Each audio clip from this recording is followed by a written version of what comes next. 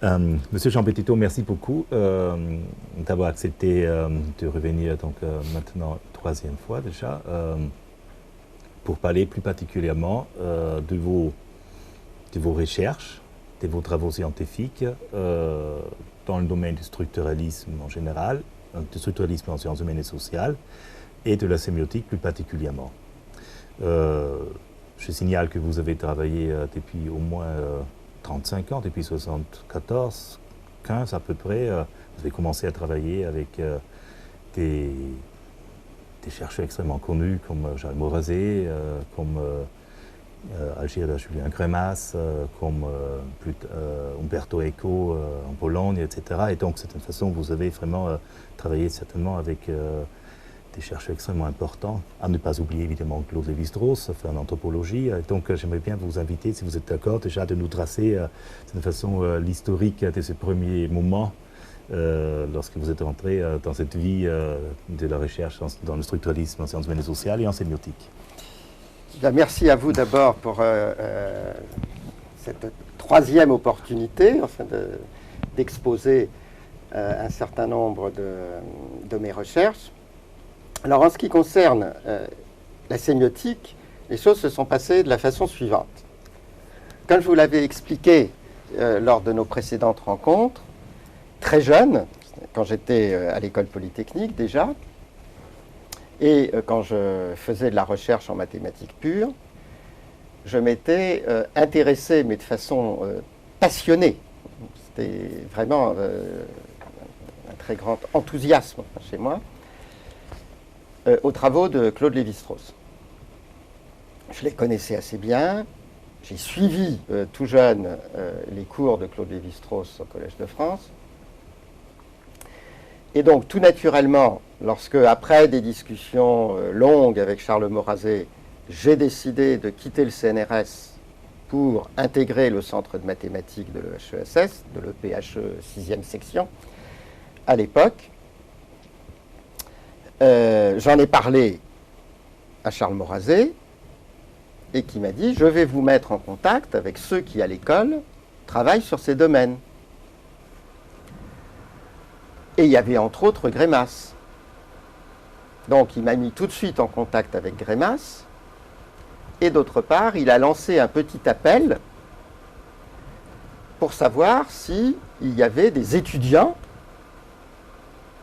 de Grémas ou d'autres personnes à l'école qui seraient intéressés à discuter avec un jeune mathématicien qui avait déjà fait de lui-même un petit bout de chemin dans les théories structurales, pas seulement en anthropologie, mais en linguistique. Et il y a 3 personnes qui ont répondu. Ça, c'était en 71 ou 72, donc c'était très très tôt. Il y a 3 personnes qui ont répondu. C'était déjà un petit groupe qui s'était constitué à l'université de Bordeaux, parce qu'ils venaient tous les 3 de la même université à Bordeaux. C'était Jean-François Bordron, Frédéric Neff et Guy Le Goffet. Et nous avons constitué un petit groupe de travail sur mathématiques et structuralisme, et avec les problèmes épistémologiques que ça posait. Alors Jean-François Bordron et Frédéric Neff sont restés des amis intimes jusqu'à aujourd'hui. Guy Le Goffet, lui, s'est orienté progressivement vers la psychanalyse lacanienne. J'ai gardé le contact longtemps avec lui, puisque moi-même, il y a une période de ma vie, à la fin des années 70, où je me suis intéressé à la psychanalyse lacanienne. Et puis, progressivement, on s'est un petit peu perdu de vue. On se rencontre encore de temps en temps, mais sur le plan de la recherche, on s'est un peu perdu de vue. Donc, j'ai commencé à suivre le séminaire de Grémas avec ces 3 nouveaux camarades. Et j'ai rencontré des quantités de personnes, dont certaines personnes un petit peu plus âgées que moi, qui étaient déjà considérées comme des chercheurs d'avenir. Je me souviens qu'un de ceux qui était déjà à l'époque le plus important, c'était Paolo Fabri. Paolo Fabri m'a mis en contact avec le groupe de Bologne. C'est à travers lui que j'ai rencontré Umberto Eco, qui par ailleurs connaissait aussi évidemment très bien Greimas, dans le cadre de l'association internationale. De sémiotique. De sémiotique. Et donc je me suis trouvé intégré à ce milieu qui était un milieu passionnant, parce qu'il y avait aussi Roland Barthes, il y avait Julia Kristeva, il y avait tout un ensemble de choses, des séminaires passionnants, tout cet enthousiasme des années 70, où la sémiotique, la philosophie se développaient de façon extrêmement riche et bouillonnante. Et moi, là-dedans, j'essayais d'introduire des réflexions qui venaient des mathématiques pures et de la théorie des singularités, de la théorie des systèmes dynamiques, etc. Donc, on peut dire que, à cette époque-là, mes liens comme jeune chercheur avec la sémiotique, c'était d'une part intégrer un milieu national et international extraordinairement intéressant. Beaucoup de choses étaient en train de se développer. Et d'autre part, plus spécifiquement, d'être l'introducteur dans ce milieu des réflexions de René Thom. Alors, je vous ai longuement parlé, lors de nos autres rencontres, des travaux de René Thom, mais je me permets de rappeler que Roman Jakobson a considéré la percée formelle de René Thom comme un des événements scientifiques majeurs du XXe siècle. Donc, tout ce milieu international savait qu'il se jouait quelque chose d'essentiel. Et en même temps, tout le monde était confronté à un véritable mur de compréhension qui était lié au fait que René Thom utilisait des mathématiques extraordinairement difficiles. Et ça m'a permis, donc très vite, d'être médiateur dans ce domaine, ce qui fait que j'ai été sollicité, disons à titre pédagogique, enfin pour expliquer ce genre de modèle mathématique. Donc pour moi, ça a été très bien parce que ça m'a fait avancer dans mes propres recherches, mais aussi sur le plan, disons, sociologique, hein, ça m'a encore plus intégré au milieu, parce qu'il y avait un peu une demande pédagogique par rapport à ces modèles. Par exemple, c'est pour ça qu'on m'a demandé, alors que c'était absolument pas justifié sur le plan des résultats de ma recherche, de participer au grand colloque sur l'identité au Collège de France, enfin, qui avait été organisé par Jean-Marie Benoît pour Claude Lévi-Strauss. Il n'y avait aucune raison qu'un jeune chercheur comme moi soit là.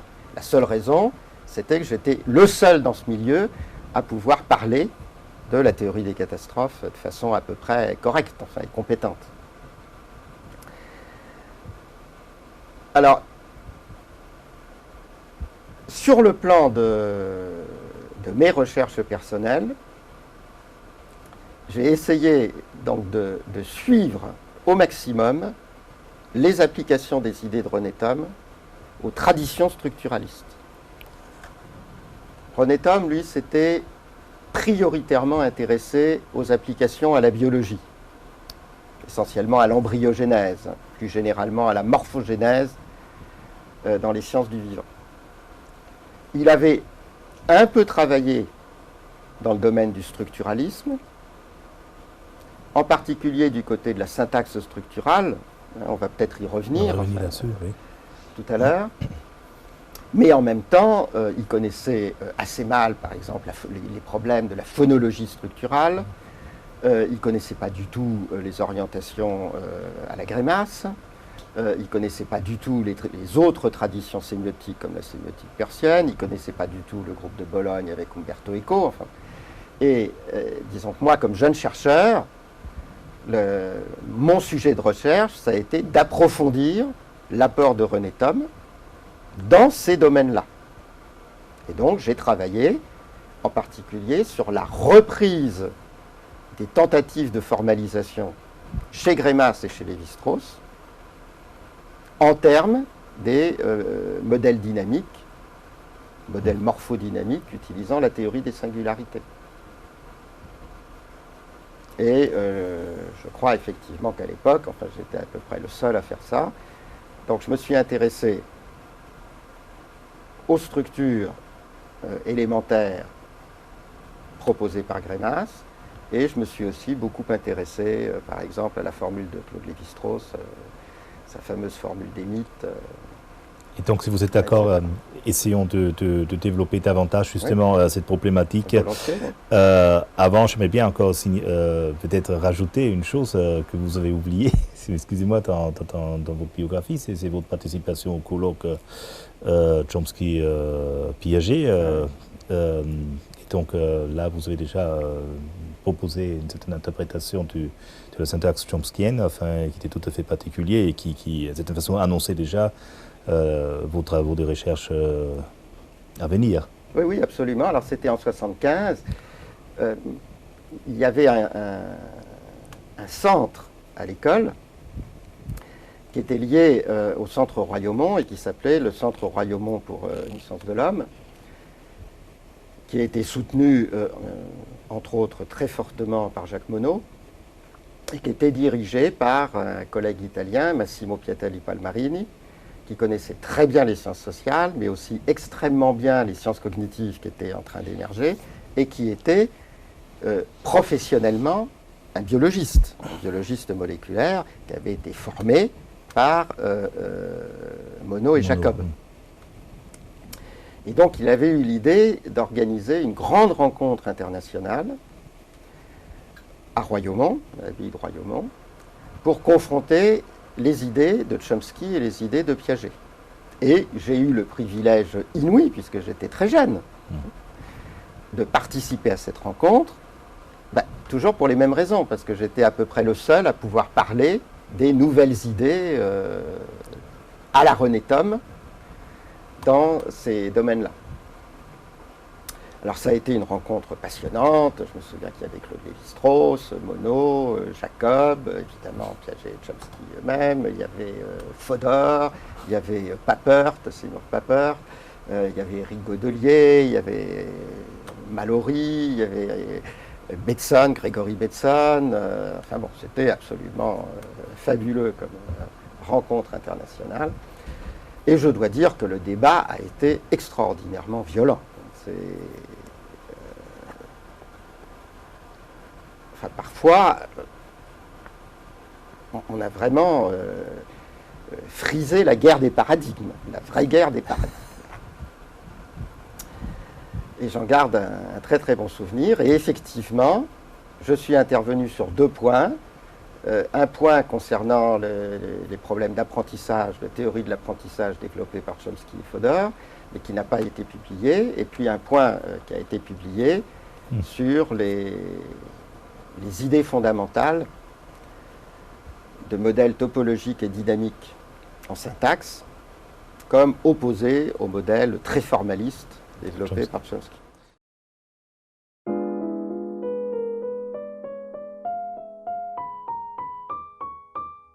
Et nous allons revenir sur ces questions. Donc, merci beaucoup. Donc, revenons maintenant à cette problématique des structures élémentaires, de la signification. Vous aurez la gentillesse, s'il vous plaît, de nous exposer déjà de quoi il s'agit, enfin, quand on parle des structures élémentaires de la signification dans le structuralisme, et quel est, disons, l'intérêt pour une topologie afin de prendre en considération ce genre de questions. Alors, c'est extrêmement simple au niveau des idées de base, des principes, et extrêmement délicat et technique au niveau de la mise en œuvre.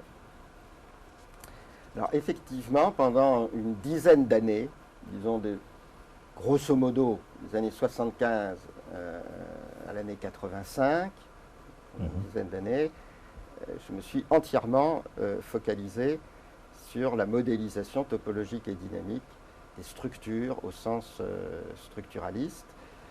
J'ai eu la chance, le privilège d'être invité pendant un an comme professeur et a contratto à l'Université de Bologne par Umberto Eco. C'était en 80. J'ai rédigé une grande partie de ma thèse là. Ensuite, j'ai fini la rédaction en 81. J'ai soutenu en 82. Et il y a deux livres qui sont issus de ma thèse. Un sur la phonologie, qui s'appelle de Roman Jacobson à René Thom, Les catastrophes de la parole.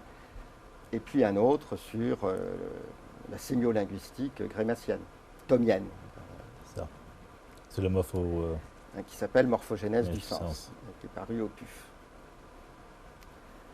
Alors peut-être que la meilleure façon de comprendre non seulement l'intérêt, mais la nécessité des modèles dynamiques est de passer par le modèle phonologique, puisque vous savez que c'est le modèle phonologique qui a été transféré par Jacobson dans le domaine, disons, sémiotique, enfin, sémiolinguistique.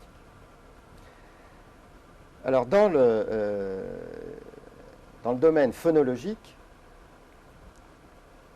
la question est relativement simple. On sait que les paradigmes phonologiques des différentes langues sont essentiellement constitués par ce qu'on appelle des écarts différentiels. Donc ce sont les différences entre les tokens, les occurrences de certains phonèmes types, ce sont les différences qui sont essentielles dans un système phonologique. Ce ne sont pas les unités phonétiques ou phonématiques elles-mêmes. Alors ça, qu'est-ce que ça veut dire? Eh bien, si vous regardez les théories phonologiques, empiriques, toutes, d'une façon ou d'une autre, elles disent la chose suivante. On a de la physique à la base, c'est-à-dire de l'audio-acoustique.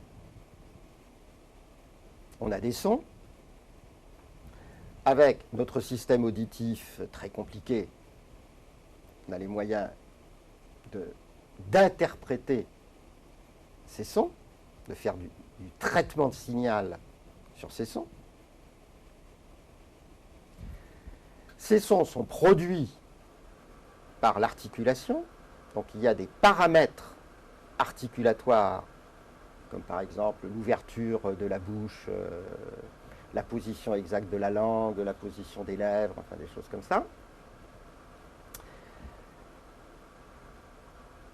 Ces paramètres qui contrôlent la forme du tractus vocal et des résonateurs contrôlent donc l'output sonore et certaines propriétés acoustiques de cet output sonore, qui devient après un input auditif.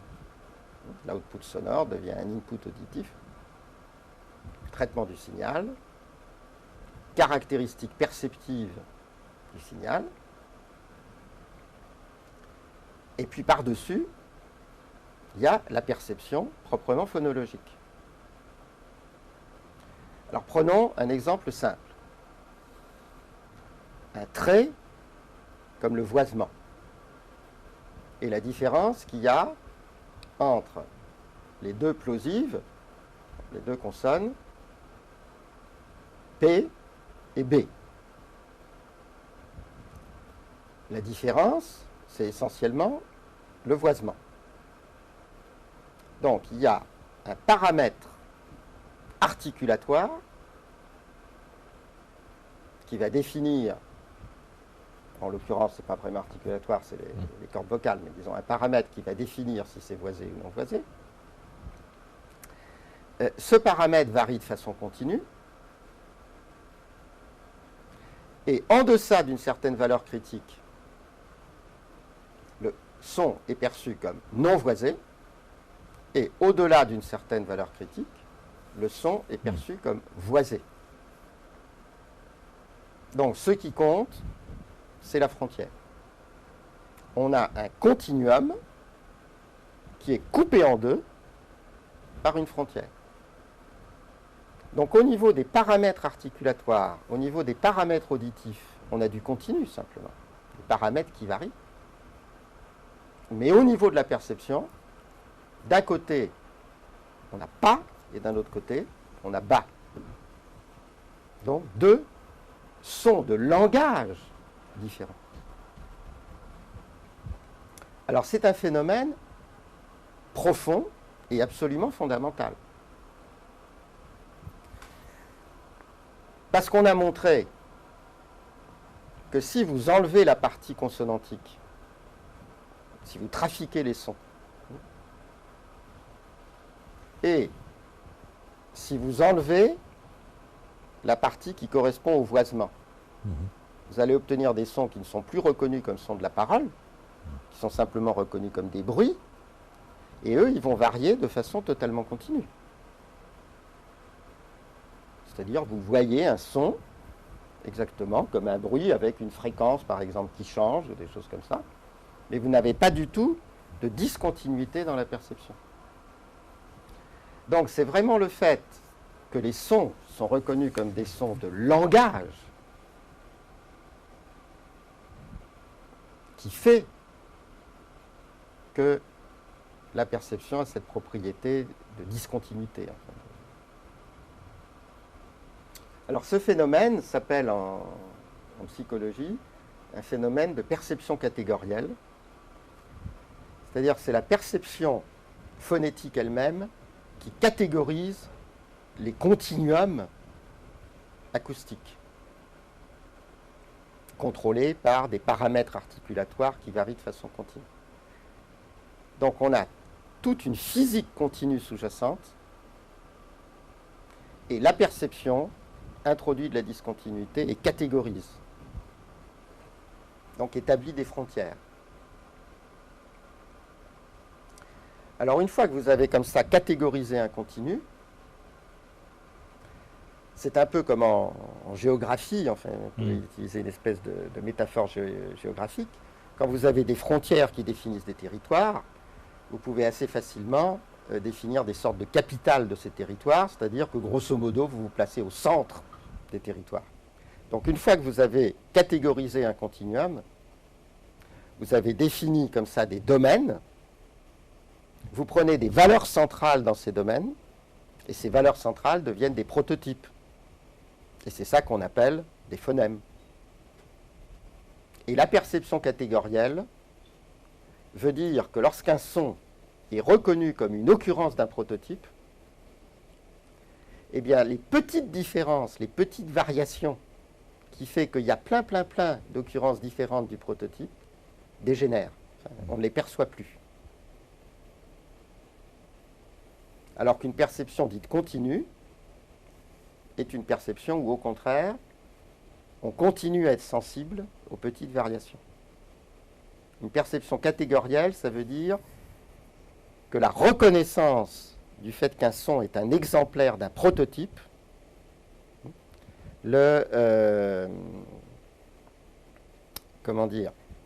fait dégénérer la capacité de faire des petites discriminations. Si on poursuivait la métaphore géographique, ça consiste à passer de la géographie physique à la géographie politique. C'est-à-dire que, sous prétexte que vous avez une frontière entre la France et l'Italie, d'un côté il n'y a que des Français, de l'autre côté il n'y a que des Italiens. Donc vous introduisez une espèce de coupure, alors qu'en fait, concrètement, vous avez des graduations. Y compris au niveau des dialectes, au niveau des... Enfin bon, vous avez des évolutions continues. Donc, si vous voulez bien modéliser ce genre de phénomène, vous devez comprendre essentiellement comment un système perceptif contrôlé par des paramètres continus peut basculer d'état lorsque vous traversez des frontières. C'est ça le problème de base. Mais ça, c'est la définition d'une catastrophe. Donc, il est tout à fait naturel d'utiliser des catastrophes au sens de Tom pour décrire ça. Alors, j'ai très vite montré que lorsqu'on regarde les équations physique de la phonétique. Des gens comme Fant, par exemple, Gunnar Fant, qui a beaucoup travaillé avec Jacobson et Halle sur la phonétique, a développé toute une école, a créé toute une école d'analyse physique des sons phonétiques. Quand on regarde les équations, alors là, on démontre que ce sont vraiment des catastrophes élémentaires au sens de Thom. On a le modèle physique, les équations mathématiques, on regarde la nature des équations mathématiques, et on s'aperçoit que c'est vraiment des modèles de catastrophes. Là, ce n'est pas du tout une analogie, hein. C'est dans les équations elles-mêmes.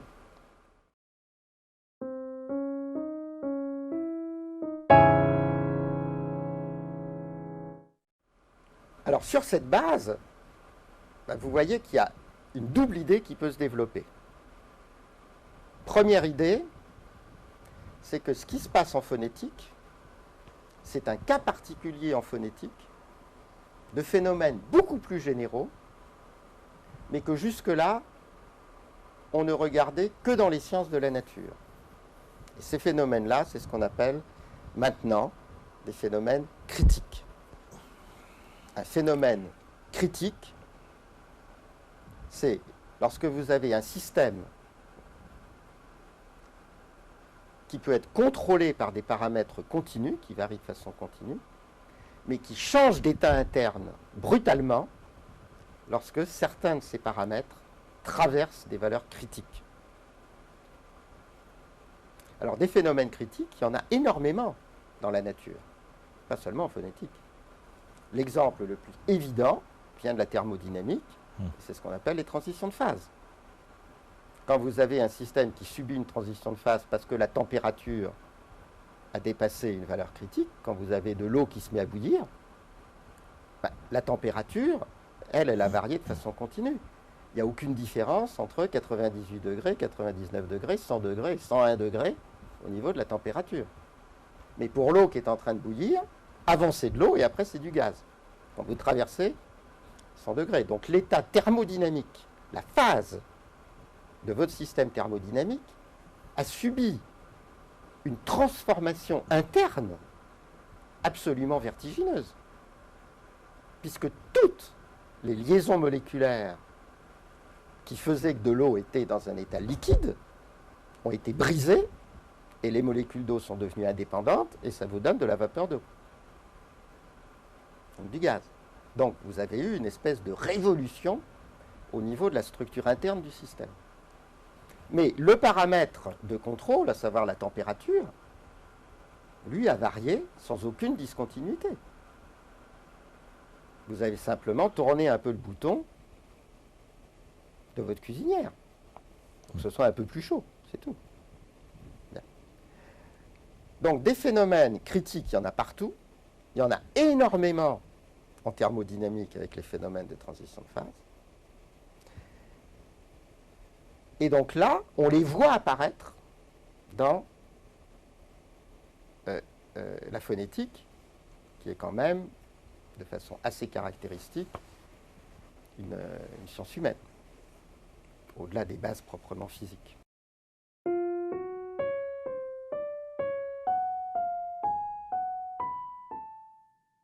Alors à partir de là, donc, j'ai écrit les catastrophes de la parole, c'était la première partie de ma thèse, où j'ai donc montré que le point de vue structuraliste à la Troubetskoy-Jacobson, en phonologie, pouvait être parfaitement modélisé par des outils de type théorie des catastrophes, phénomènes critiques, etc. Alors pour moi, ça a constitué une base solide pour justifier le passage au structuralisme en général. Alors c'était justifié parce que tout le monde sait que le structuralisme en général, en particulier chez Jacobson et Lévi-Strauss, vient directement de la phonologie. Que c'est la conception qui s'était imposée en phonologie qui a été transférée aux sciences de la signification. Et à travers ce transfert, ce type de structuralisme jacobsonien a retrouvé la tradition saussurienne. Et tout ça a débouché sur quoi ? Sur ce que vous trouviez dans les années 60-70 dans tous les textes qui essayaient d'expliquer le structuralisme, c'est que les différences sont premières par rapport aux identités, que dans un système structural, ce ne sont pas les unités indépendantes qui ont de l'importance, mais les relations entre ces unités, et d'autre part que ces relations sont des relations très particulières, sont essentiellement des relations d'écart différentiel, des relations d'opposition. Alors soit c'est des oppositions, comme on dit, qualitatives, de type A versus B, où on a deux termes polaires qui s'opposent, ou bien des oppositions dites privatives, où on a la présence d'un trait qui s'oppose à l'absence d'un trait. Donc c'est plutôt une opposition du genre A-non-A qu'une opposition AB. Donc j'ai repris les points essentiels des théories structurales qui faisaient intervenir ces concepts de traits distinctifs, d'écart différentiel, de système d'écart différentiel, enfin, etc. Et j'en ai donné une version morphodynamique en utilisant les modèles catastrophiques de Thom. Et ça a ouvert le champ de ce qu'on a appelé le structuralisme dynamique, qui est rentré un peu en compétition avec une autre conception de la formalisation du structuralisme, qui était une conception essentiellement algébrique. Il y avait un certain nombre de gens qui avaient travaillé aussi dans les années 60 pour essayer d'algébriser certaines propositions de Lévi-Strauss, de Greimas, etc. Donc moi, j'ai essayé d'expliquer que le point de vue algébrique sur le structuralisme, en fait, était très insuffisant et que c'était plutôt du côté des modèles topologico-dynamiques qu'on pouvait trouver quelque chose de vraiment intéressant.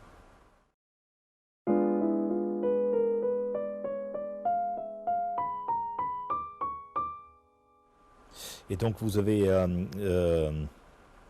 ici effectivement travaillé, vous avez consacré votre thèse d'état à ces questions, et vous avez plus particulièrement travaillé en dehors de la phonétique, enfin de la phonologie, donc sur les questions, ce qu'on appelait le carré sémiotique, enfin donc ces structures polaires et disons de contrariété, de contradictions, d'implications.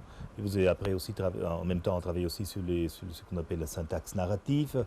Vous aurez la chantier, s'il vous plaît, de nous développer maintenant l'un après l'autre ces différentes questions on rentre plus techniques, précisément dans les théories sémionarratives. Alors, un des aspects fondamentaux des théories sémionarratives, c'est qu'elles articulent des notions très classiques et très générales, à savoir les notions de syntaxe et de sémantique, mais elles les articulent de façon extrêmement originale et extrêmement différente de ce qu'on trouve en logique, où on a aussi syntaxe et sémantique. La syntaxe, c'est fondamentalement ce qu'on appelle une syntaxe actentielle. Donc c'est une syntaxe qui décrit des événements d'interaction entre des actants. Alors cette syntaxe actentielle provient d'une double tradition. Il y a d'une part une tradition proprement narrative, et cette tradition, pour Greimas, remonte essentiellement aux grands travaux du Russe, Vladimir Prop, qui, en analysant un ensemble considérable de contes, de légendes, enfin donc de narrations relevant du folklore, avait montré qu'il y avait des structures actentielles très universelles qu'on retrouvait constamment, et qu'il y avait des rôles dans les personnages de ces récits qui intervenaient de façon récurrente. Il a essayé d'en faire une première classification, et c'est cette taxinomie actentielle qui a permis à Greimas de développer sa conception. Alors ceci dit, Vladimir Propp lui-même provient d'une filiation très précise qui remonte au point de vue morphologique et dynamique de Goethe, et c'est toute l'école morphologique allemande de Goethe qui a été transférée au formalisme russe, et c'est de cette grande école formaliste russe que sont issus Propp d'un côté et Jacobson de l'autre. Donc c'est très intéressant l'histoire du structuralisme, parce que les généalogies sont très précises, et on voit vraiment, au niveau de l'histoire des idées, comment les choses se sont passées. Donc, il y a cette idée de syntaxe narrative avec la généalogie proppienne. Mais il y a une autre généalogie qui, elle, est proprement linguistique de ces syntaxes actentielles. C'est tout ce qui relève de ce qu'on appelle les grammaires casuelles. Alors, les grammaires casuelles, c'est quoi? Vous connaissez le système des cas dans des langues à désinence casuelle, comme le latin ou l'allemand. Dans des langues qui n'ont pas de marqueur morphosyntaxique de cas, vous avez par exemple des systèmes prépositionnels, c'est le cas en français ou en anglais, qui prend la place. Mais les structures casuelles, c'est essentiellement que vous avez des verbes qui distribuent des positions actentielles et décrivent donc des interactions entre ces positions actentielles. Quand vous dites X a donné Y à Z, vous avez un verbe comme donner qui articule trois positions actentielles, trois rôles casuels, ce que les anglo-saxons appellent role, des rôles casuels. D'une part, le donateur, c'est-à-dire la source du don. D'autre part, le bénéficiaire, c'est-à-dire le but du don. Et enfin, l'objet, qui est l'objet du don et qui est transféré de la source, qui est le donateur, vers le but, qui est le bénéficiaire. Alors, ce qui est très intéressant dans ces grammaires casuelles, c'est qu'on ne sait pas très bien si c'est de la syntaxe ou de la sémantique. C'est incontestablement de la syntaxe, puisque c'est des relations syntaxiques entre des rôles actentiels, mais en même temps, ces rôles, on voit très bien, qui définissent la sémantique des verbes. Là, la toute petite analyse très grossière que je viens de donner du verbe donner, c'est aussi une sorte d'analyse sémantique élémentaire. Il y a une source, mais ce n'est pas n'importe quelle source. Cette source, c'est un individu animé, doté d'intentionnalité. Il y a un objet qui part de cet actant, mais en fait qui part parce que l'actant le donne volontairement. Cet objet est transféré, donc on a un événement de transfert, ensuite on a un événement de réception, etc. Donc on voit bien là qu'on a des événements qui sont à la fois syntaxiques et sémantiques. Et que ça s'oppose tout à fait aux conceptions beaucoup plus logico-grammaticales qui consistent à dire il y a des sujets grammaticaux, des objets grammaticaux, des compléments d'objets directs, des compléments d'objets indirects, etc., etc. En fait, ce qui se passe, c'est que les rôles actentiels, qui sont des rôles sémantiques, sont pris en charge par des relations grammaticales. Par exemple, dans un verbe comme donner, la règle, c'est que l'agent de l'action devient le sujet grammatical.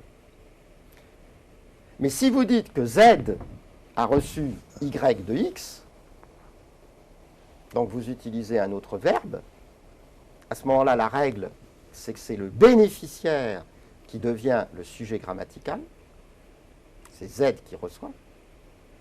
Vous voyez bien que la structure casuelle n'a absolument pas changé, l'événement est rigoureusement le même, et pourtant, les relations grammaticales ont complètement changé.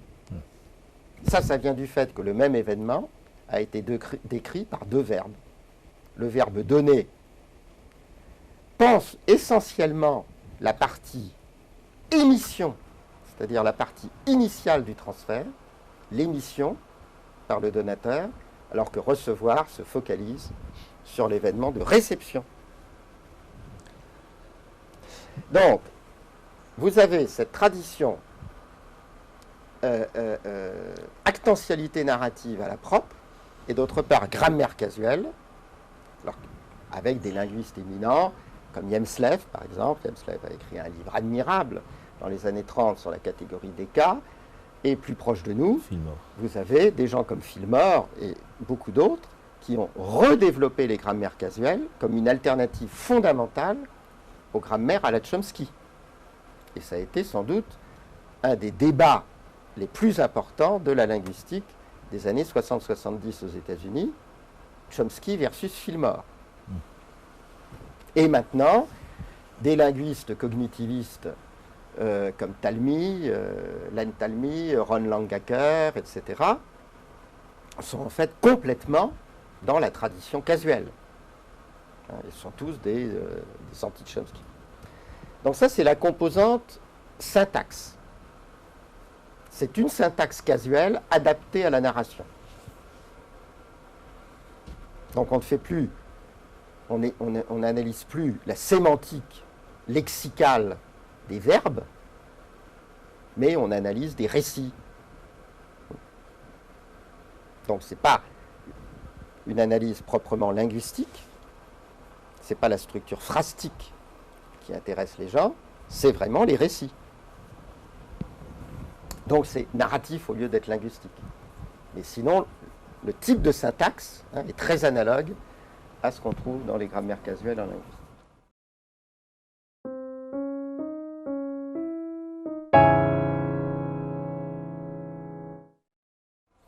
Mais ce qui est sans doute le plus original dans les théories comme celle de Greimas, c'est la composante sémantique. Et c'est elle qui est la plus mal comprise et qui effectivement est presque impossible à comprendre pour des gens qui ont été formés dans les traditions logiques et linguistiques classiques. Alors cette composante sémantique a été essentiellement inventée par une seule personne, un grand génie, qui est Lévi-Strauss. Tout le travail de Lévi-Strauss sur les mythes a consisté à dégager des structures sémantiques d'un type extraordinairement particulier. Alors ces structures sémantiques, c'est ce que Lévi-Strauss a appelé des codes. Alors il y a le code de la parenté, il y a le code des éléments cosmologiques, il y a le code, par exemple, du cru et du cuit. Ce code n'est pas culinaire, enfin, qui correspond à des modes d'alimentation, de cuisson, il y a des modes d'alimentation, etc. Code sexuel. Code sexuel, d'échange de femmes. Le code sexuel, le code social. Et en étudiant ces codes, on voit apparaître des oppositions absolument fondamentales. Des oppositions, par exemple, au niveau de la parenté entre filiation et alliance. Des oppositions en ce qui concerne l'interaction des êtres humains avec leur environnement entre nature et culture.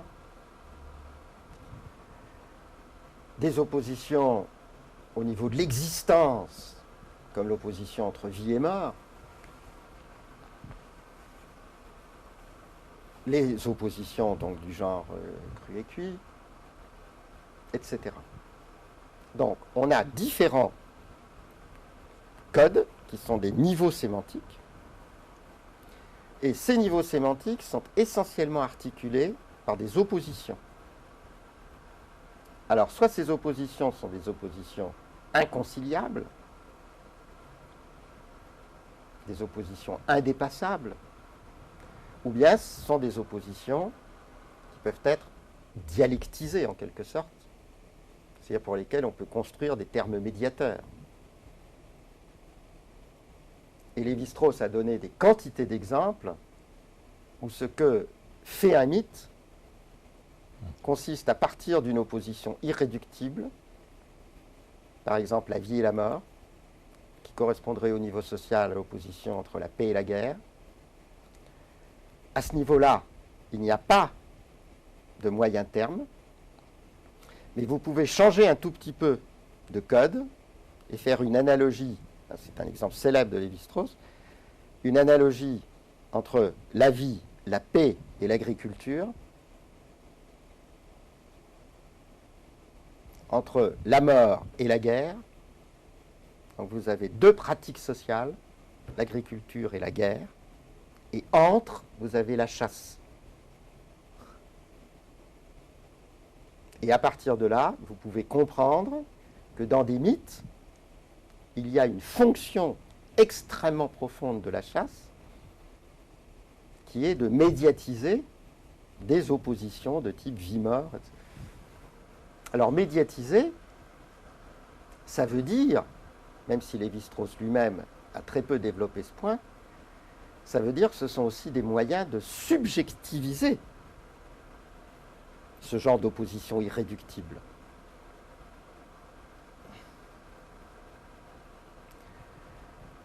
Alors souvenez-vous, un autre exemple, prenons un autre exemple hyper célèbre de Lévi-Strauss, c'est sa reprise du mythe d'Œdipe.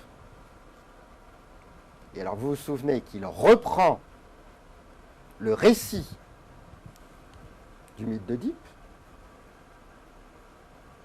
il reprend les événements clés, et au lieu de les organiser séquentiellement, de façon purement syntagmatique, il les organise dans un tableau. Et dans les colonnes du tableau, vous voyez apparaître des jeux d'opposition qui n'ont pas grand-chose à voir avec la syntaxe des événements, mais qui sont des oppositions du genre être trop proche de sa parenté, donc aller vers l'inceste, ou bien être trop loin de sa parenté, aller vers le parricide, ou bien être, une thèse de Lévi-Strauss, c'est que Oedipe est un héros chtonien, que c'est marqué au niveau superficiel par le fait qu'il est boiteux, que c'est le fils de Laios, que Laios a aussi un problème avec un de ses pieds, hein, et que ça, c'est pas un hasard, que c'est lié à des mythes chtoniens où des individus un peu particuliers, enfin du genre héros, demi-dieux, etc., peuvent naître de façon non sexuelle, c'est-à-dire peuvent être engendrés directement par la terre, peuvent naître de la terre, comme des plantes, etc. Alors, si vous creusez cet extraordinaire apport de Lévi-Strauss, eh bien, vous arrivez à la conclusion que vous avez, exactement comme en phonétique, des paradigmes, ce qu'on appelle des paradigmes de valeurs sémantiques, qui sont des valeurs fondamentales, comme vie, mort, homme, Dieu, nature, culture, homme, femme, etc. Filiation, alliance. Donc vous avez ces fameux codes organisés par des oppositions. Et ces valeurs sémantiques, dans les récits, sont prises en charge par les actants du récit.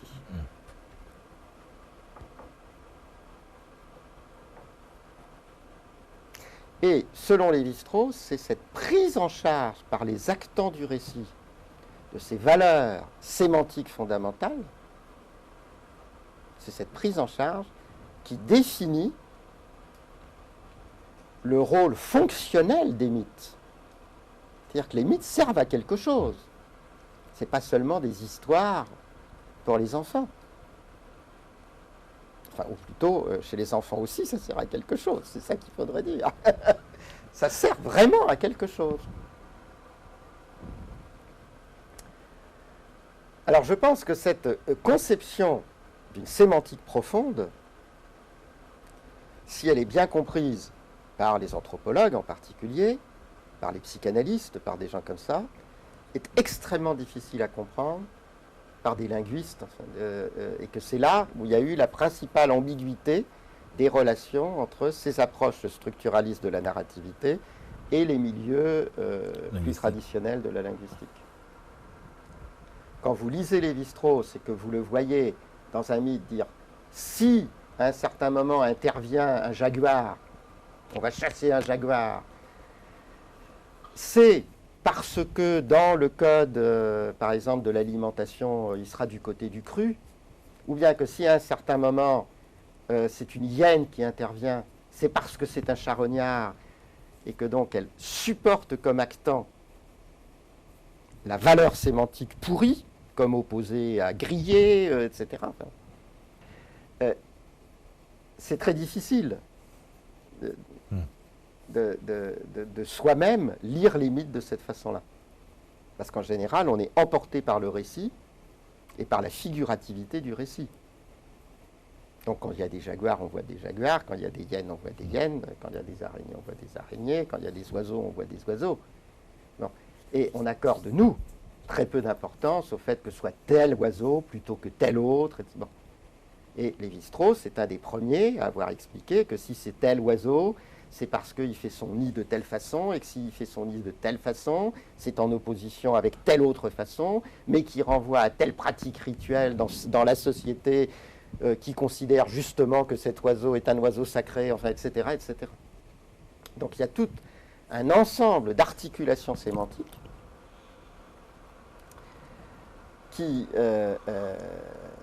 est au travail derrière la dimension purement syntaxique. Alors ce qu'a fait Greimas, c'est de dire ce que Lévi-Strauss a découvert pour les mythes, c'est en fait universel dans la narrativité. C'est universel parce que ce sont des structures anthropologiques de l'imaginaire. Et donc on les trouve partout. Donc d'une part, il faut faire une bonne théorie bien rigoureuse de la syntaxe actantielle. Et d'autre part, il faut faire une bonne théorie des oppositions sémantiques. Une fois qu'on a ça, on peut comprendre comment une syntaxe actantielle peut prendre en charge des paradigmes sémantiques. Alors c'est surtout ça qu'a fait Greimas, et il s'est mis à appliquer ça à d'autres domaines, et en particulier au domaine de la littérature.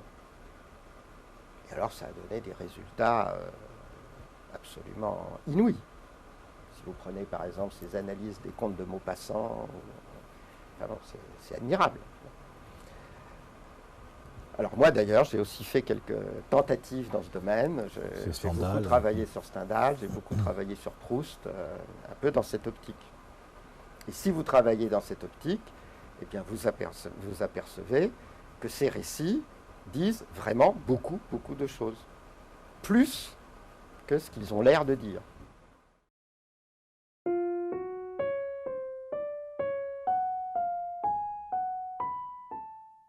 J'aimerais bien vous poser, s'il vous plaît, plusieurs questions. Une première question est en ce qui concerne ces codes.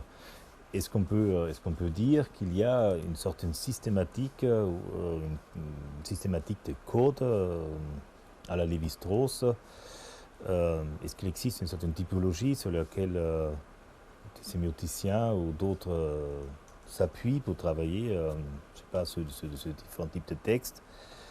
Première question. Deuxième question, en ce qui concerne la syntaxe actentielle, vous avez dit effectivement il y a une sorte d'une convergence entre deux grandes traditions, narrative et linguistique casuelle.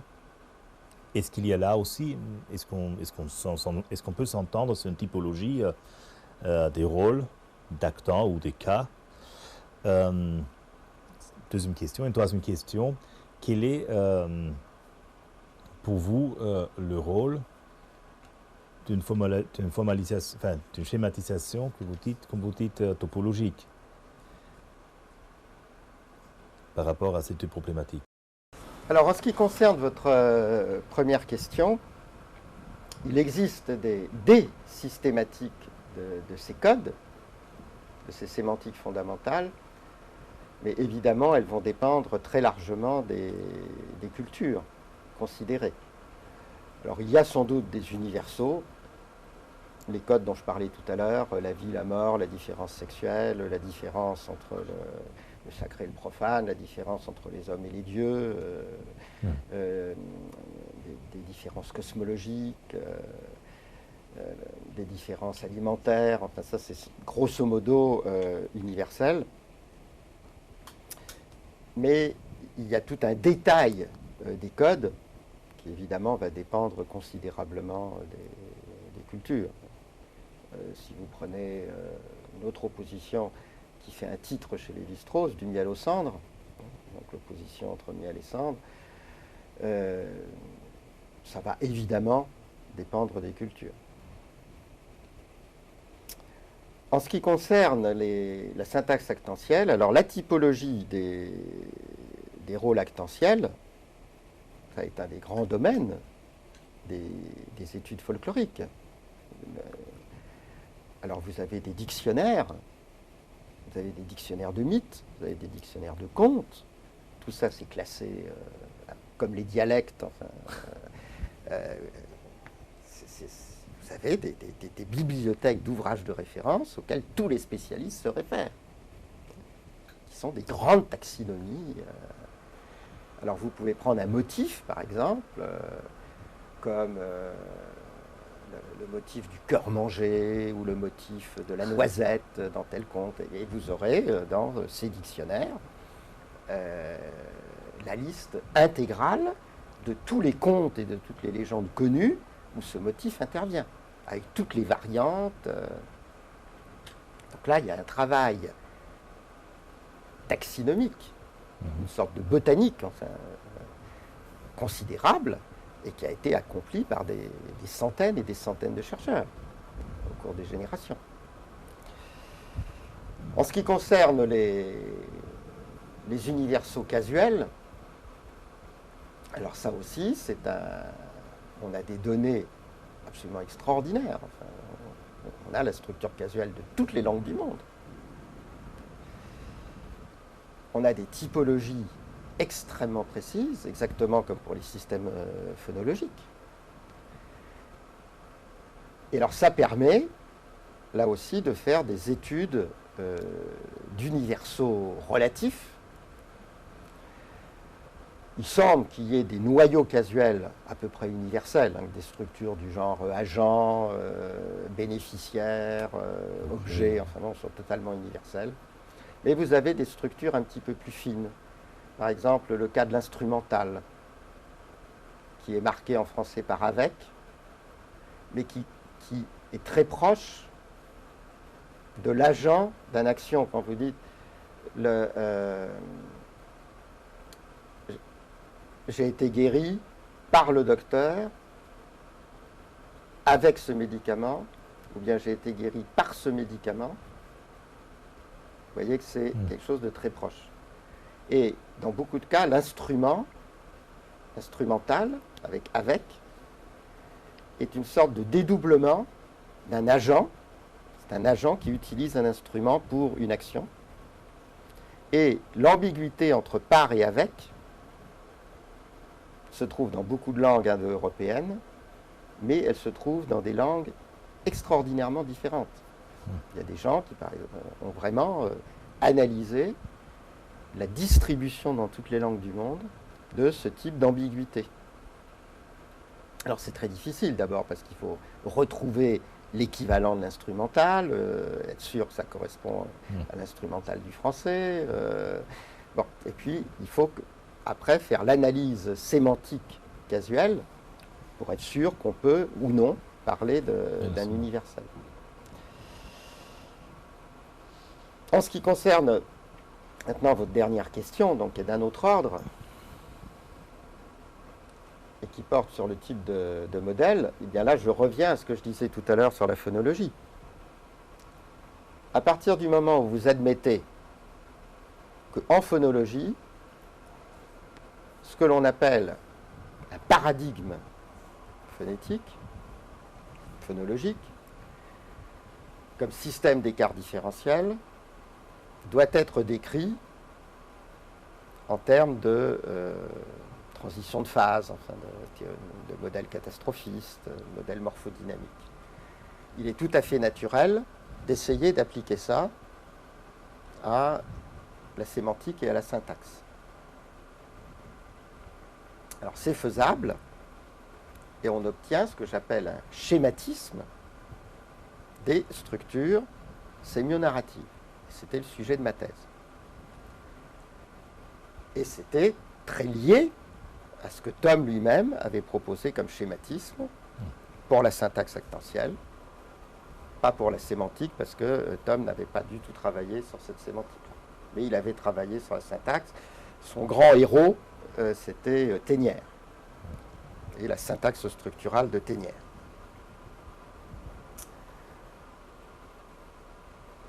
Mais il y a clairement un problème. C'est que dans le cas de la phonétique, on sait d'où viennent ces modèles topologiques et dynamiques. C'est-à-dire quand on regarde les bases physiques, on les trouve, ces modèles topologiques et dynamiques. Donc on est dans le cadre d'une vraie modélisation.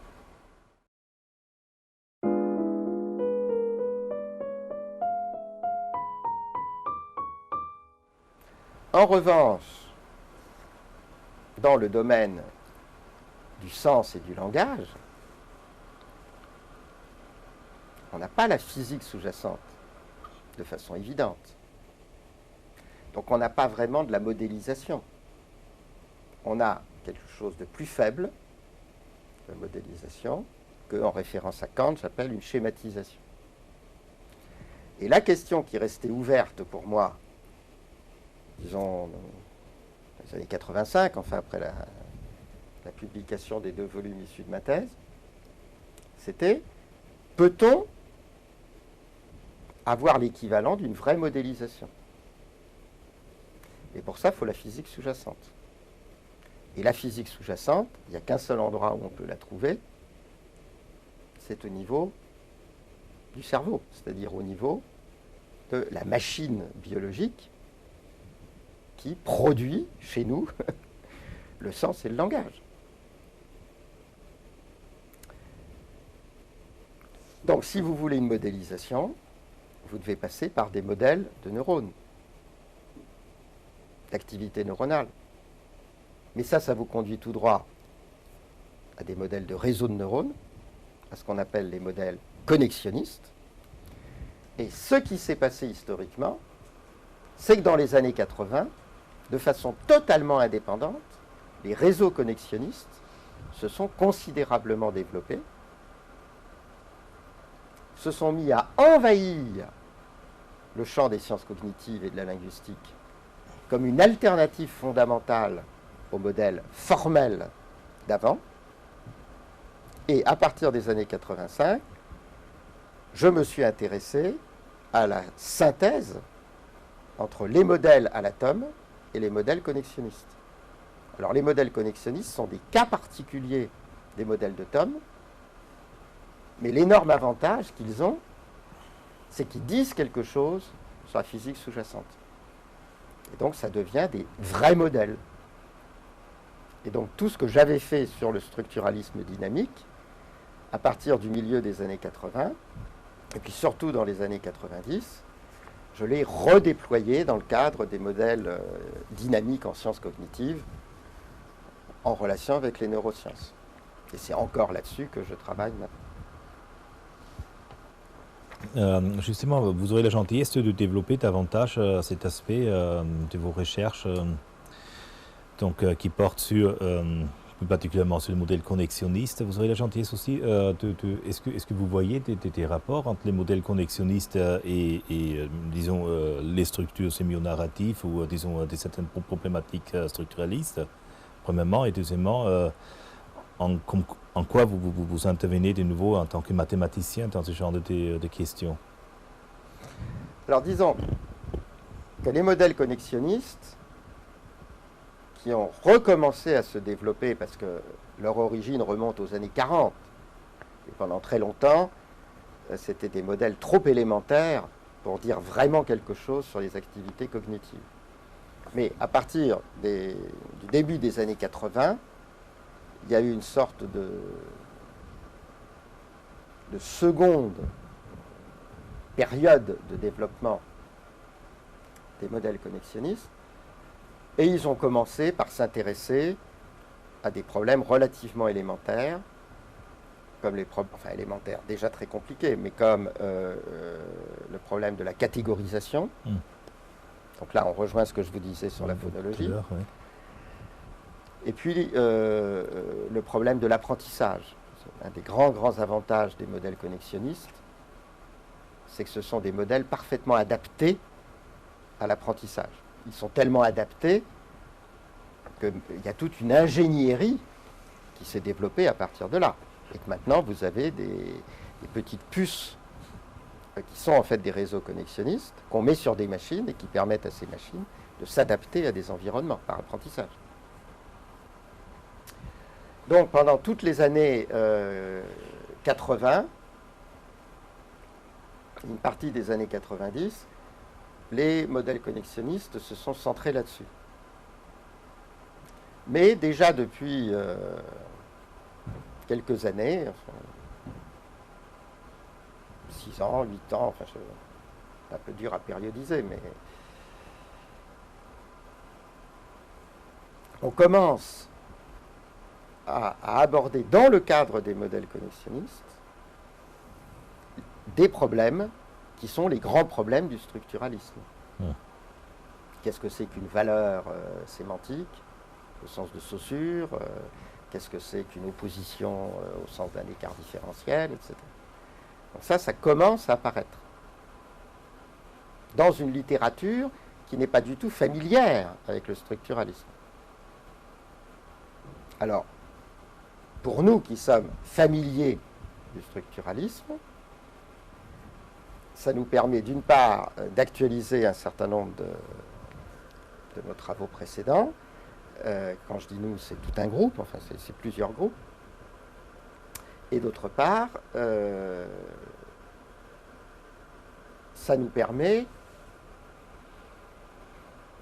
d'approfondir les modèles connexionnistes du côté de modèles dynamiques dans un sens éventuellement un peu plus large.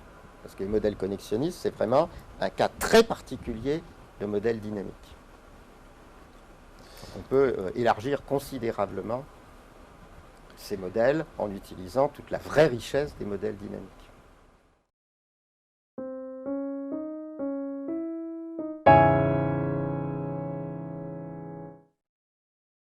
Merci. Donc, vous aurez la gentillesse, s'il vous plaît, de nous décrire maintenant ce grand paysage des recherches sur les modèles dynamiques issus de vos travaux de recherche sur le structuralisme en sciences humaines et sociales et la sémiotique sémio-narrative. Disons, il y a deux choses. Il y a d'une part, dans le contexte des groupes qui s'intéressent à ces problématiques structurales, comment les choses se sont développées, et puis il y a d'autre part le contexte actuel des neurosciences cognitives, où ces questions-là commencent à émerger comme de nouvelles questions pour les neurosciences cognitives.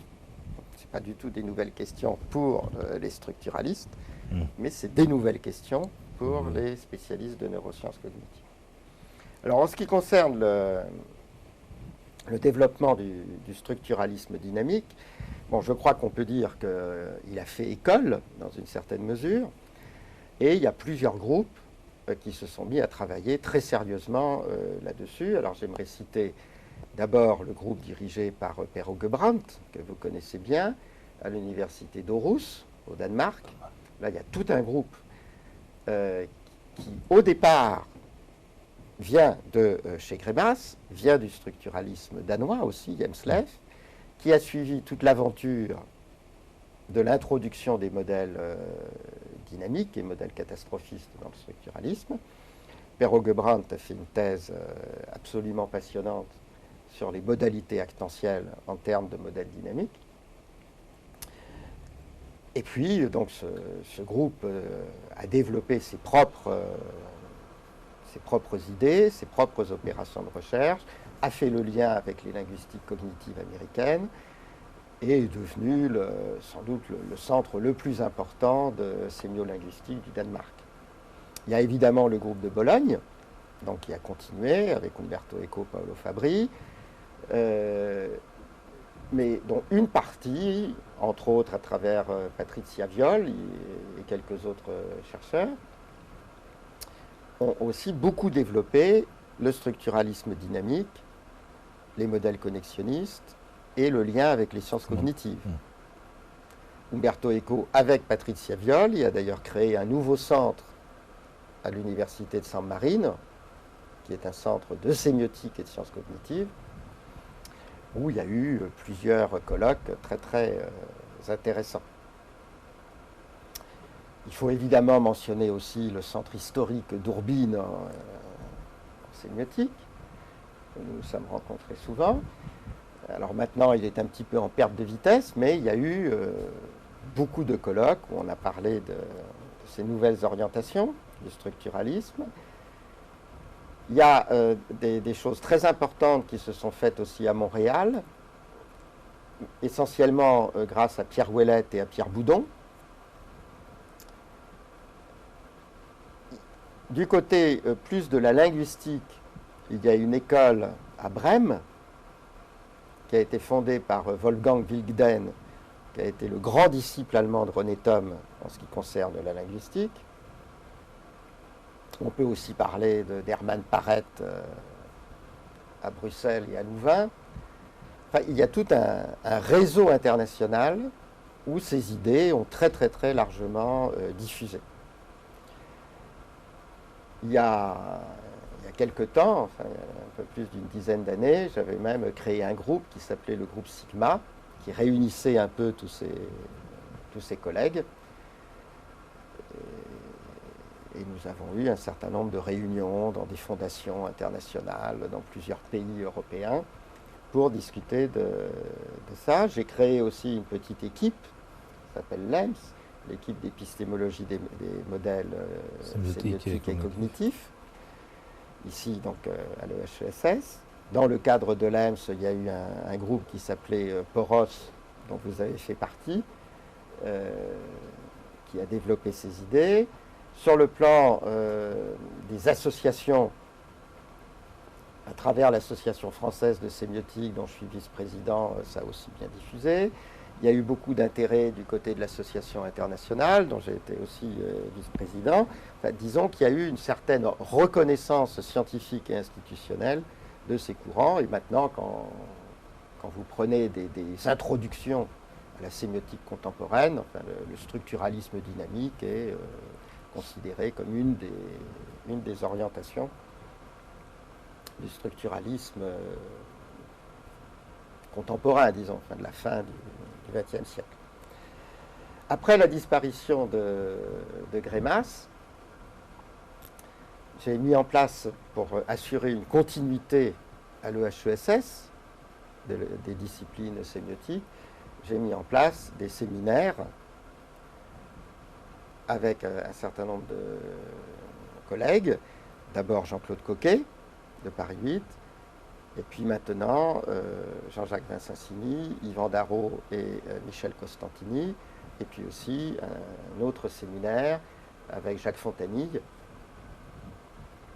Fontanille étant le disciple de Grémas qui a le plus concouru à la réorganisation de la sémiotique sur le plan national après le décès de Grémas.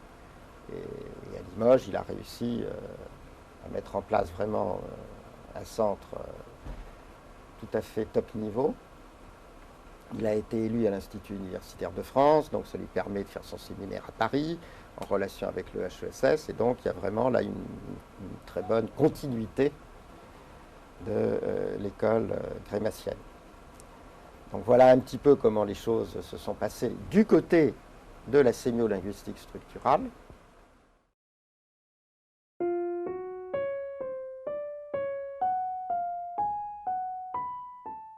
Mais il faut aussi parler de la façon dont ces idées, actuellement, sont en train de diffuser dans un milieu qui jusque-là n'avait pratiquement aucun lien avec ces milieux de sémiolinguistique structurale, et qui sont les milieux des sciences cognitives et des neurosciences cognitives. Alors ça, c'est lié aux progrès extraordinaires qui ont été accomplis ces 10 ou 15 dernières années dans ce domaine. Et ce qui fait qu'après avoir approfondi des tâches cognitives, des capacités cognitives très élémentaires, on commence à pouvoir approcher des phénomènes tout à fait d'un autre ordre, comme par exemple les phénomènes de conscience au sens phénoménologique et les phénomènes de signification. Donc cette maturité des neurosciences cognitives fait que une question comme celle de la conscience ou une question comme celle de la signification devient une nouvelle question pour ces disciplines, alors que c'était des questions très anciennes. Mais des questions très anciennes qu'on ne savait absolument pas comment mettre en relation avec la psychophysique ou les neurosciences. Maintenant, on commence à voir comment on peut faire, et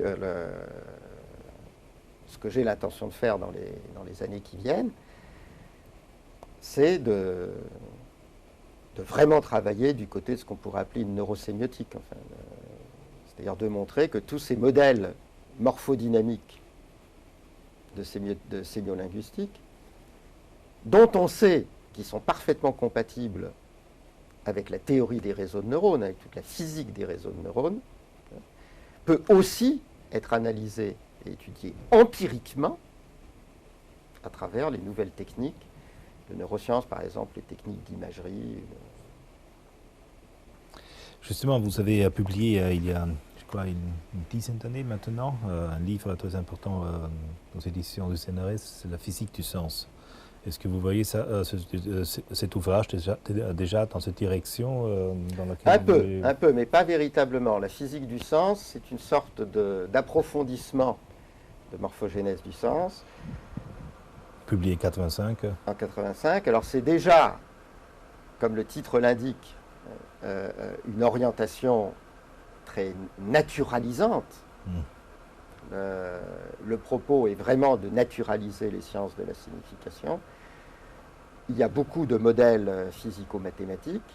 Il y a des chapitres d'introduction à la théorie des singularités. Il y a tout un chapitre d'introduction à la théorie des phénomènes critiques en physique, etc. Donc c'est un livre beaucoup plus technique mathématiquement que Morphogénèse du sens.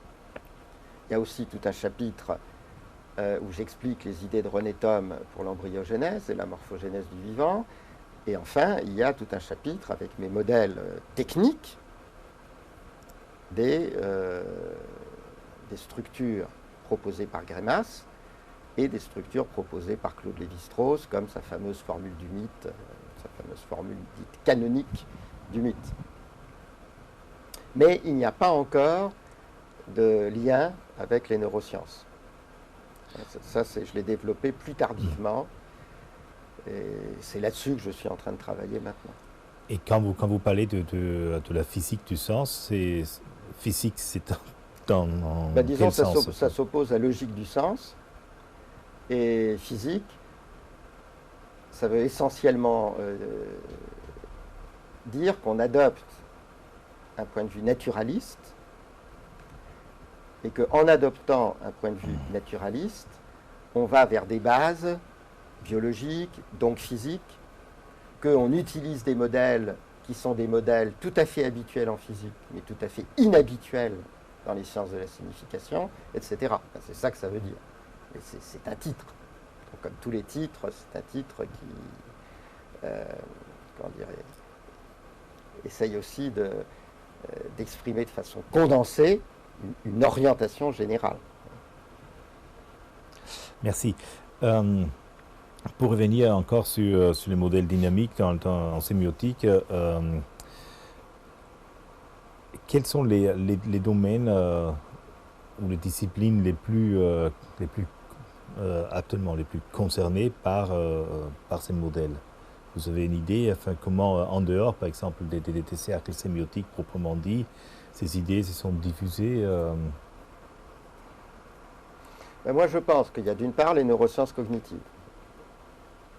Donc là, tout un nouveau domaine d'empiricité qui consiste à essayer de voir ce qui se passe véritablement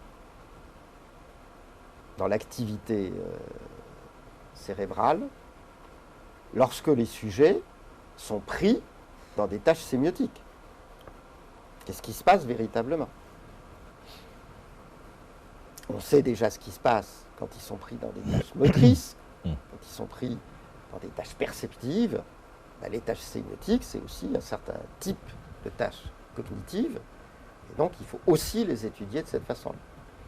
Donc il y a tout ce côté, comme je vous l'ai dit il y a un instant, très nouveau pour les neurosciences cognitives, mais qui, à mon avis, va se développer. On commence, par exemple, à avoir les premières analyses d'imagerie cérébrale sur des phénomènes du genre sentiment esthétique, des choses comme ça. Alors, c'est pas très difficile à faire. Vous présentez un certain nombre par exemple, de tableaux, et vous demandez au sujet de décrire un peu leur émotion esthétique. Alors, vous avez des cas où la réponse est relativement neutre, des cas où le sujet se dit lui-même comme affecté, enfin très, très enthousiasmé, très, très fasciné, d'autres au contraire où il est dans un état émotionnel plutôt répulsif, enfin, et vous pouvez parfaitement voir ce qui s'est passé dans sa tête et correspondant à sa propre description de son expérience vécue. Ça, vous imaginez que c'est assez facile à faire au niveau du protocole expérimental. Bon, et vous arrivez à des résultats tout à fait étonnants. Enfin, vous voyez effectivement que l'activité cérébrale n'est pas du tout la même, que ce n'est pas les mêmes aires qui sont activées, etc. Donc là, il y a tout un énorme champ qui est en train de s'ouvrir.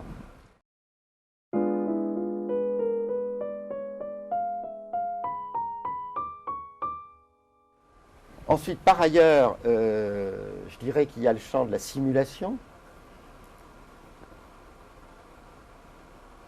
Un peu comme on avait essayé de faire de la traduction automatique, un peu comme on avait essayé de faire de la narration automatique. Il est tout à fait naturel d'essayer de voir dans quelle mesure on peut construire des machines qui seraient capables de produire des objets sémiolinguistiques corrects.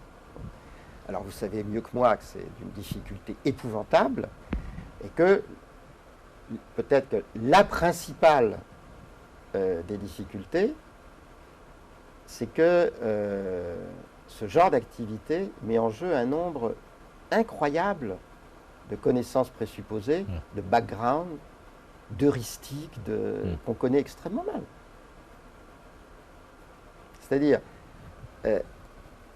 que si on se borne à définir un ensemble de règles pour construire artificiellement comme ça un certain nombre, par exemple, de récits, très vite, on arrive à des choses soit qui n'ont aucun intérêt, soit qui sont extrêmement mal structurées, parce qu'il y a plein de présupposés que la machine ne connaît pas, mais que nous, on connaît. Alors ça, c'est des problèmes absolument redoutables. C'est un peu, par exemple, une célèbre opposition dont Umberto Eco parle régulièrement, qui est l'opposition entre dictionnaire et encyclopédie. Et le fait que nous avons une connaissance au niveau des significations encyclopédiques et holistiques, c'est-à-dire qu'à n'importe quel moment d'une conversation, à travers une métaphore ou quelque chose comme ça, on peut aller activer un champ sémantique qui n'a rien à voir avec la conversation, enfin, et qui va s'y intégrer très facilement. Ce genre de performance, à l'heure actuelle, est pratiquement impossible à simuler sur une machine. On n'a pas de machines qui ont un rapport encyclopédique à la signification. En revanche, on peut avoir d'excellentes machines qui ont un rapport de dictionnaire entre guillemets, c'est-à-dire qui ont des bases lexicales très précises, des moteurs d'inférence extrêmement précis et qui se débrouillent très très bien dans un univers sémantique qui est parfaitement réglé, précis, rigide. Mais justement, les êtres humains ne fonctionnent pas du tout comme ça. C'est un peu comme pour le jeu d'échecs. C'est bien que le problème fondamental, c'est celui des heuristiques. C'est pas de calculer les arbres de possibilités. Et on sait très bien que les êtres humains ne calculent pas par des arbres de possibilités. Que par exemple, il y a une perception globale d'un échiquier. Essayer de faire apprendre ça à une machine, c'est quasiment impossible, pour l'instant.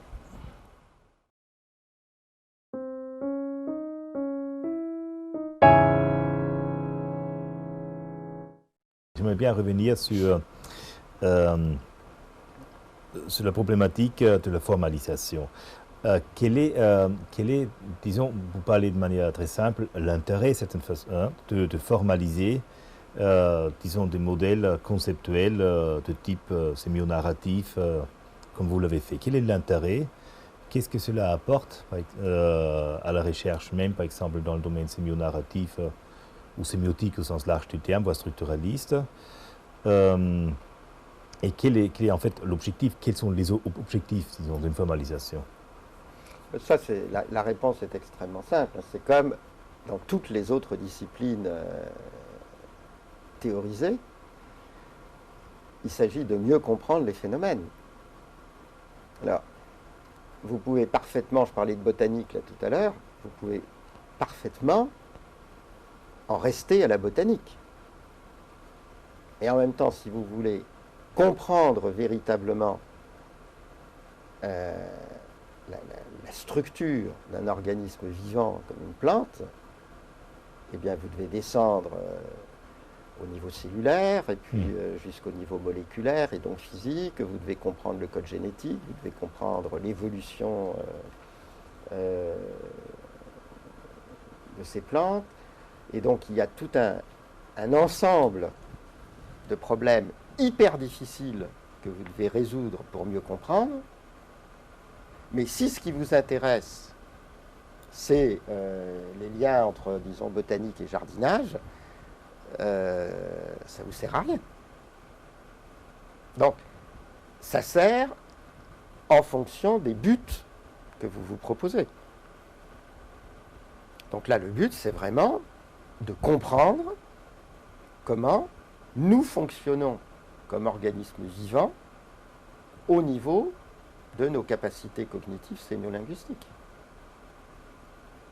Et pour comprendre ça, il faut beaucoup de données expérimentales et beaucoup de modélisation. Vous avez dit que qui est très très surprenant que dans les structures élémentaires de la signification, on retrouve deux oppositions A versus B et l'opposition A versus non A, de ce type, et que en fait ces deux types d'opposition sont très proches, très clairement, représentent très clairement ce type de catastrophe. Vous aurez la gentillesse, s'il vous plaît, d'expliquer c'est très simple. À partir du moment où vous pensez qu'une opposition, c'est, comme disent les structuralismes, une détermination réciproque entre deux déterminations. Si vous voulez introduire un modèle dynamique, ça veut dire que vous allez introduire une dynamique génératrice de ces entités en compétition. Alors, en dernière instance, la dynamique génératrice, elle sera neuralement implémentée. Mais vous pouvez l'introduire abstraitement disant je suppose qu'il y a une dynamique génératrice. À ce moment-là, les unités que vous considérez correspondent à ce qu'on appelle les attracteurs de cette dynamique. Donc vous avez des dynamiques avec des attracteurs qui représentent les unités que vous considérez. Maintenant, vous avez, comme pour les phénomènes critiques, un espace de contrôle. Là, en l'occurrence, c'est un espace abstrait, mais vous avez un espace de contrôle. Et cet espace de contrôle vous déforme votre dynamique génératrice. Donc, en fait, elle déforme les relations entre les attracteurs. Et alors, vous imaginez facilement qu'il y a essentiellement deux types de compétition entre attracteurs. Il y a une première compétition qui est liée au fait que vous avez quelque part un principe d'optimisation qui choisit l'attracteur dominant. Vous avez deux types de relations dynamiques entre attracteurs. Dans la première relation dynamique, vous avez une instance de sélection de l'attracteur, un principe d'optimisation qui vous permet de dire quel est l'attracteur dominant. Donc vous avez une situation initiale où vous avez, par exemple, cet attracteur-là qui est dominant et celui-là qui est dominé. Et puis après, vous avez une situation finale où c'est l'inverse, où c'est cet attracteur-là qui est dominant et cet attracteur-là qui est debout. Ça correspond à une opposition AB, A versus B. C'est ce que Thom appelle une relation de conflit, des compétitions de type conflit. Mais vous pouvez aussi avoir une relation dynamique où vous avez un attracteur qui disparaît à travers ce que l'on appelle un phénomène de bifurcation. Donc il y a un attracteur qui disparaît et il n'y en a plus qu'un qui reste. Et ça, c'est l'opposition A versus absence de A. Et c'est ce que Thom appelle une catastrophe de bifurcation, parce que derrière, il y a un phénomène de bifurcation d'attracteurs. Donc les deux types de catastrophes élémentaires, fondamentaux, catastrophes de conflit et catastrophes de bifurcation, correspondent exactement à ce que les structuralistes avaient repéré depuis longtemps au niveau des écarts différentiels, en disant il y a les oppositions qualitatives A versus B et les oppositions privatives A versus non A.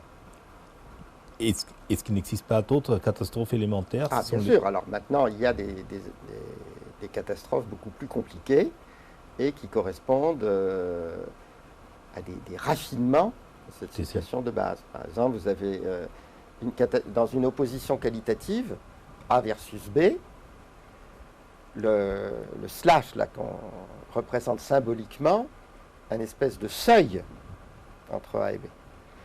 Mais vous avez des tas de situations où vous avez ce qu'on appelle des termes complexes ou neutres, enfin, qui sont des sortes de termes de synthèse, où le seuil entre A et B a disparu. Donc c'est un peu comme si vous aviez une frontière séparant deux domaines, puis à un certain moment, la frontière disparaît. Et vous trouvez à ce moment-là un domaine unifié. Alors ça, c'est une catastrophe un peu plus compliquée, mais parfaitement connue, que Thom a utilisée dans énormément de cas, et qui correspond chez les structuralistes à la création d'un terme synthétique, qui dépasse, qui dialectise en quelque sorte une opposition.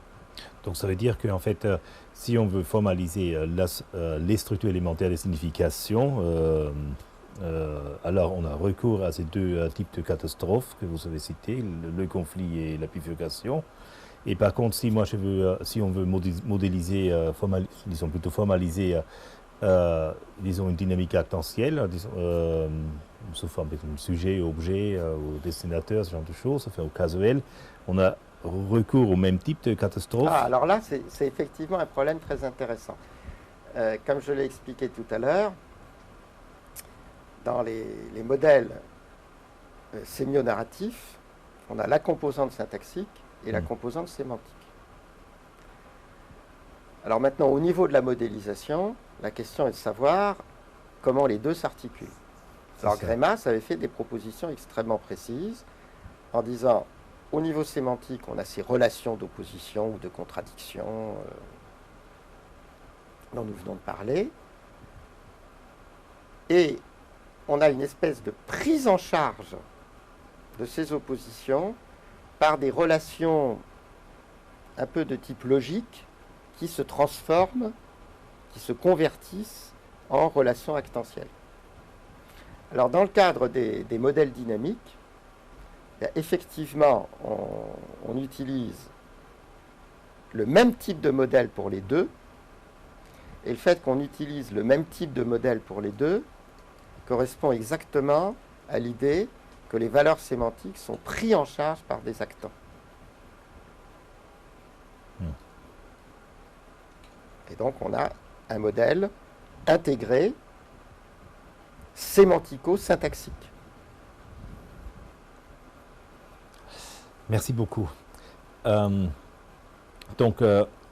Ceci étant, une question qui est un peu en dehors, étant donné que le ticket à payer est extrêmement lourd, disons, pour apprendre ces mathématiques extrêmement complexes, quelle est, à votre avis, l'attitude, cette façon pragmatique qu'il faudrait adopter, cette façon pour à la fois tenir compte de cet aspect extrêmement abstrait, très précis, des modèles topologiques et sémiotiques, et qu'est-ce que vous aurez à conseiller à un jeune chercheur? Vous savez, moi je dirais que c'est exactement analogue à ce qui se passe dans d'autres disciplines. Là, tout ce dont j'ai parlé consiste à rajouter une sorte de niveau supplémentaire ou de tranche supplémentaire aux disciplines sémiolinguistiques. Alors c'est de la théorie fondamentale, ça permet de faire le lien avec des modèles connexionnistes, avec les neurosciences cognitives, etc. Mais on peut parfaitement s'en passer. C'est exactement comme dans les sciences naturelles. Si vous faites de la médecine, vous n'êtes pas obligé d'essayer de comprendre comment on peut éventuellement, avec des giga-ordinateurs, résoudre l'équation de Schrödinger de la mécanique quantique pour les macromolécules biologiques, qui d'ailleurs est totalement impossible, même avec des giga-ordinateurs. Bon. Tellement c'est compliqué. Vous n'avez pas besoin de ça pour faire de la médecine. Mais en même temps, vous pouvez aller d'une pratique scientifiquement fondée, comme la médecine, qui fera intervenir énormément de connaissances d'un certain type, tout un rapport à la pharmacologie, etc. Vous pouvez descendre vers la biologie cellulaire, la biologie moléculaire, et aller, si vous le voulez, jusqu'à la chimie quantique de tout ça. Bien. Là, c'est un petit peu pareil. De même que vous n'avez personne qui va de la médecine à la chimie quantique, parce que c'est infiniment trop compliqué, et puis ça correspond à trop de pratiques hétérogènes, et bien de même, il n'y a aucune raison que vous ayez la même personne qui aille de la critique littéraire à l'implémentation dans des réseaux de neurones des modèles dynamiques. Donc ça veut simplement dire que le problème de la signification est un problème énorme, que jusqu'ici on l'avait vu d'une certaine façon. On l'a vu d'abord philosophiquement, ensuite on l'a vu à travers des points de vue qui restaient philosophiques, mais qui n'étaient déjà plus philosophiques, comme la phénoménologie par exemple. Ensuite il y a eu tout ce grand âge d'or du structuralisme où on a introduit de la scientificité, et maintenant on commence à travailler sur les bases biologiques de la signification, la façon dont la signification s'origine dans le vivant. Mais on est il n'y a aucune contrainte d'aucun ordre qui oblige les gens à être compétents dans l'ensemble de ces approches. Et d'ailleurs, ce serait pratiquement impossible.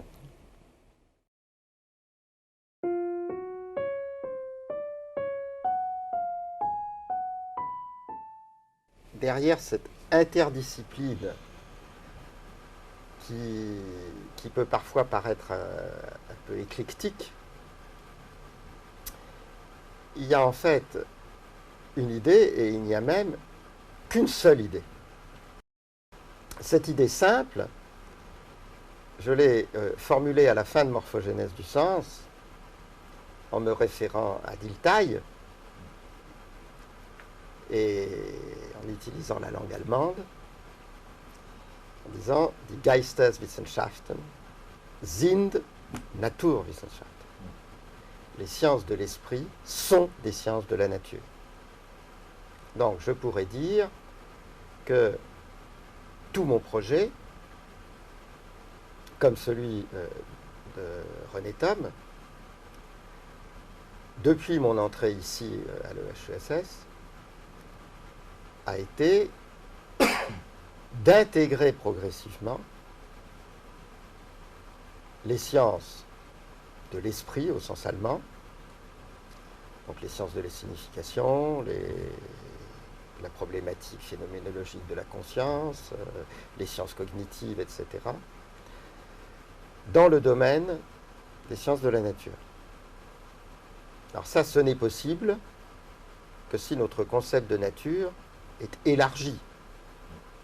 Évidemment que si on part d'un concept étroit de nature, c'est impossible.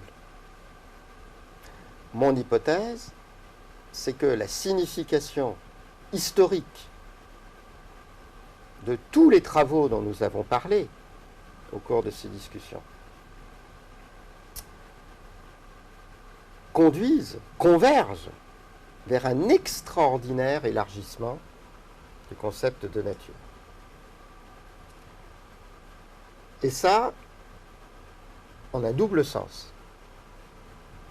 Premièrement, on peut comprendre désormais, enfin on peut commencer à comprendre désormais, dans la nature elle-même, comment la nature physique devient une nature phénoménale, qui se trouve organisée morphologiquement. Il y a des structures morphologiques émergeant dans la nature, et ce sont essentiellement sur ces structures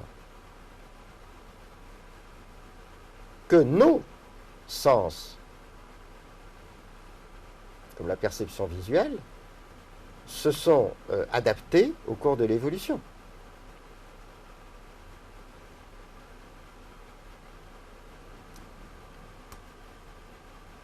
Alors, ce premier aspect des choses concerne une théorie des formes dans la nature. Mais il y a un second aspect des choses qui concerne ce qui se passe véritablement au niveau du Geist humain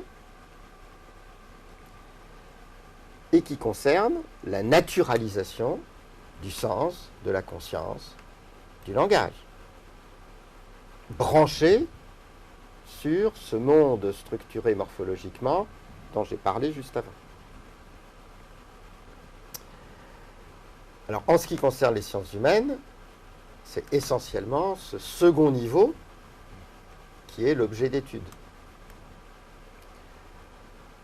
Donc, tout ce que j'ai dit concerne essentiellement à développer une théorie naturaliste des structures de la signification, donc naturaliser la sémiolinguistique, des structures de la conscience, donc naturaliser la phénoménologie, des structures de la cognition, donc naturaliser la cognition. C'est toujours la même idée.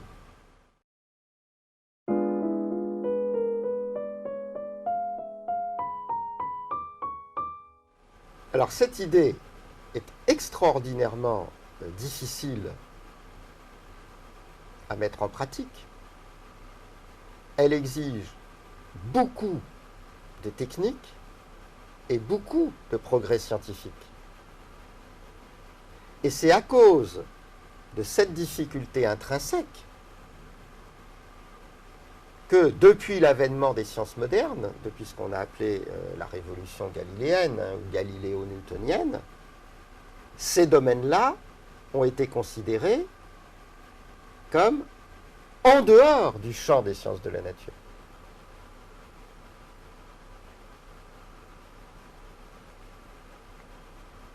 Donc ma thèse, c'est que ce divorce peut être surmonté, que les sciences de la nature élargies sont en train de se réapproprier ce qu'elles avaient été obligées elles-mêmes de rejeter pour se constituer, parce qu'évidemment à l'époque de Galilée, on ne pouvait pas déjà faire les réseaux de neurones, ça n'avait aucun sens. Enfin.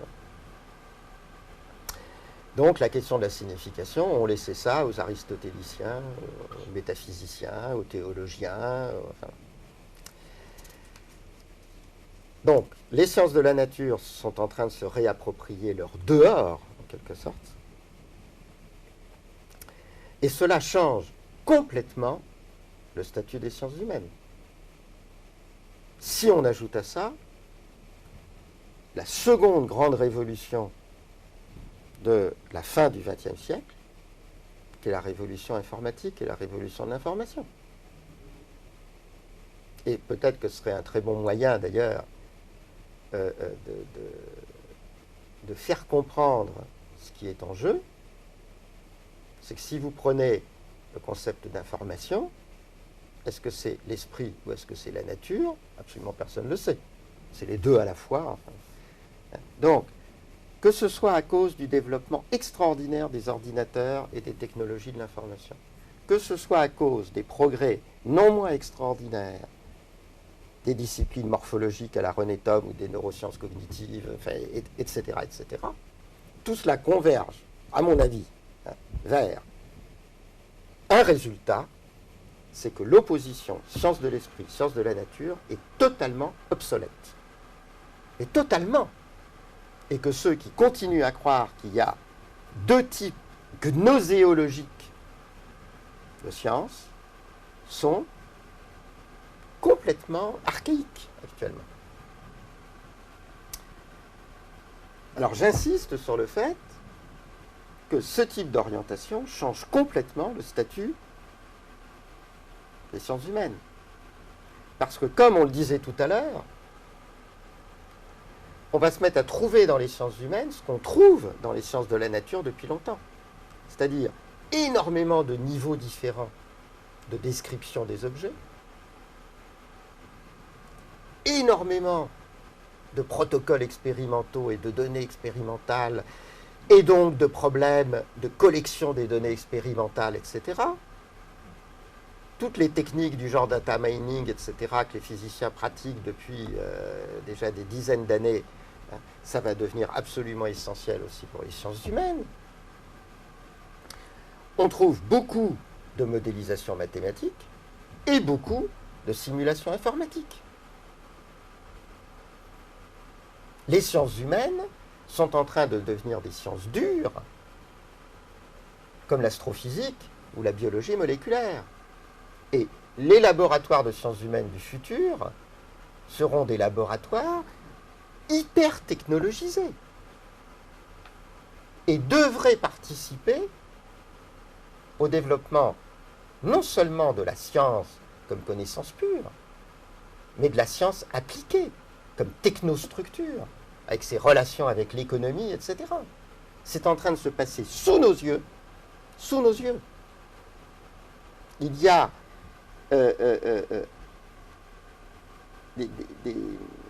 comment dire, des nouveaux domaines immenses qui